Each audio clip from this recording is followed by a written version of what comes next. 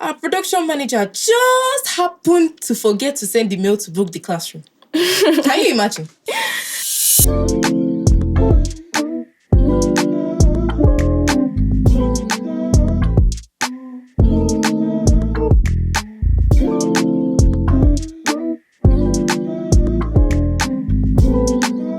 Hi everyone, welcome to our podcast, Student Shorts. This is our first episode, and I, Kosi Osisi, will be one of your hosts of the day. Co-hosting me here will be Odiete Kirsten, and we are about to take you on a cinematic ride. But first of all, you're probably wondering why Student Shorts. Okay, so we chose this title because we want to be able to appeal to our audience, and we kind of felt the need to let them know who is speaking, and that those of us who are actually indeed speaking are doing so from a student-centered viewpoint.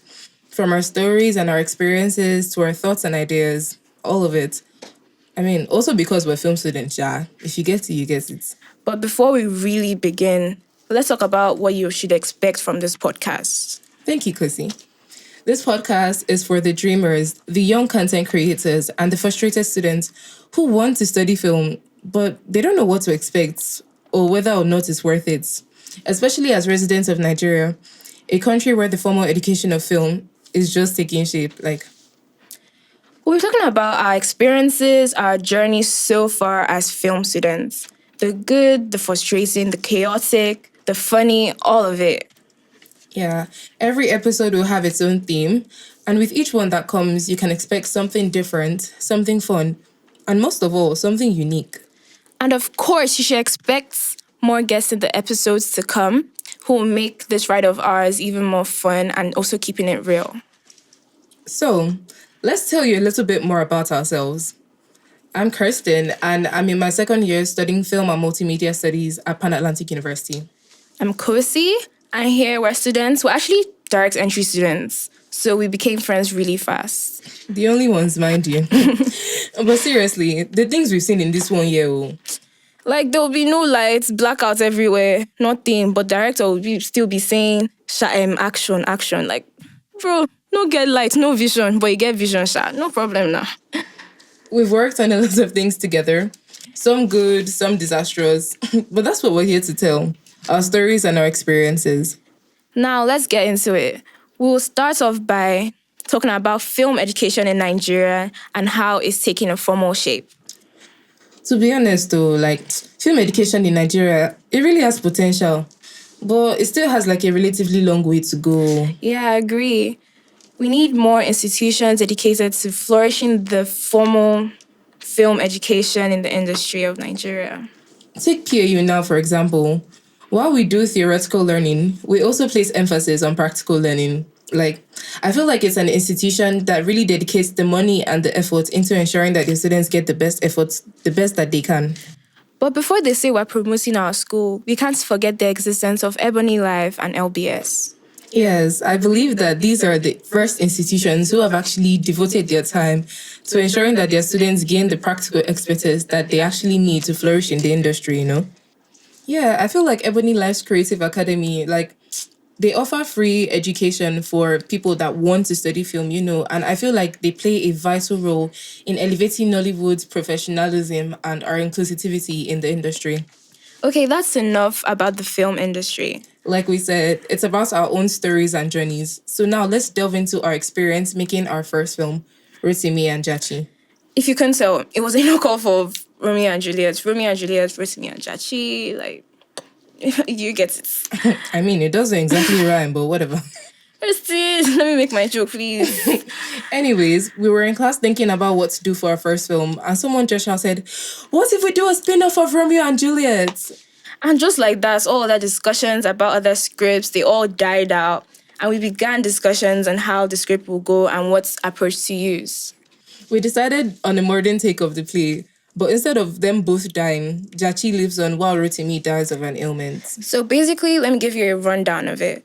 So Jachi felt betrayed because Rotimi did not have to die, but instead of joining him, although she considered doing so, she decided to accept his death and move on living.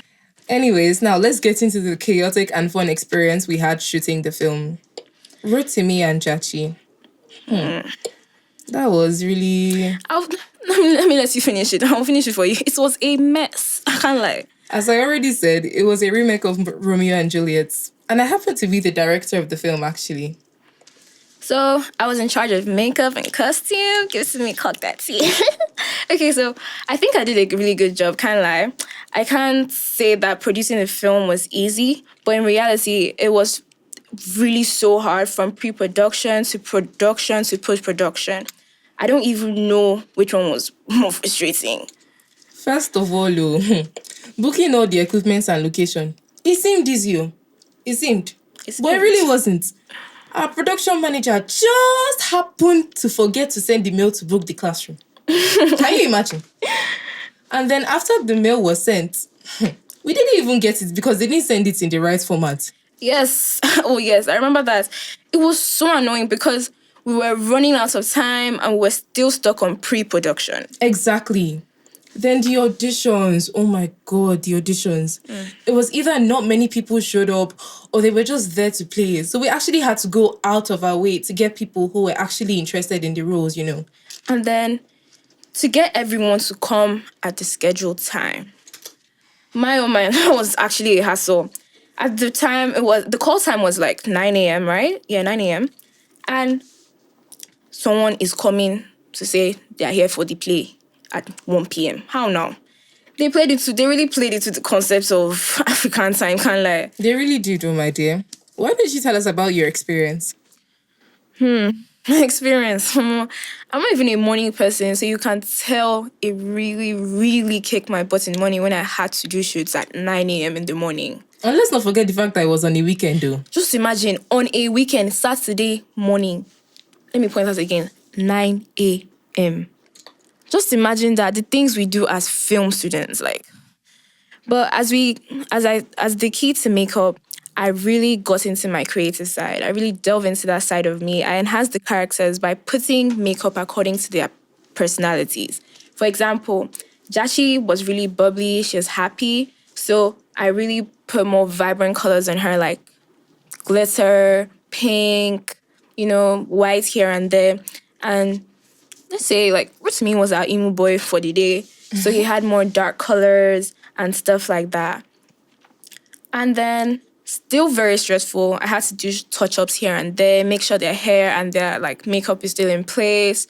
But funny is, I had to use black.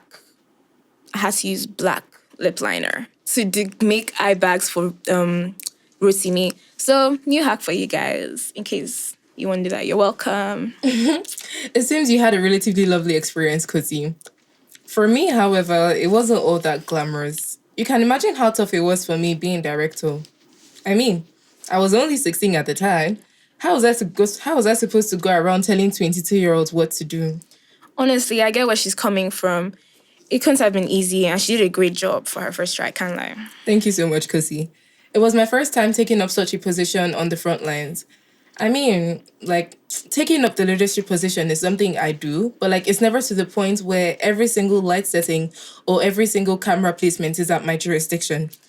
If it was me, I'll actually be scared, so I'm sure it was frightening for you. It really was, I can't lie. Especially because everyone expected me to know what I was doing.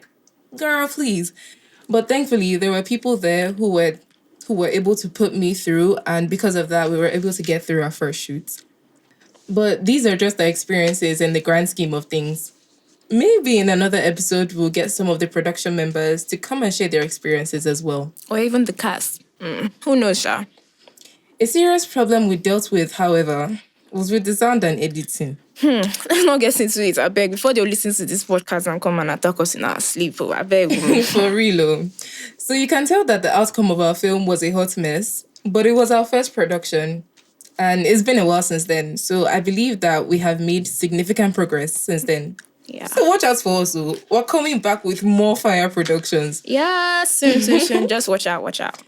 So we really learned a lot from this beautiful mess we made. And it brought us all together, despite the arguments and whatnot. And thanks to this, our first production, I feel like we've made so many connections in ways that would improve the teamwork between us. And that's a wrap, guys. That's all we have for you today. We really hope you had a good laugh and enjoyed yourselves while listening to us.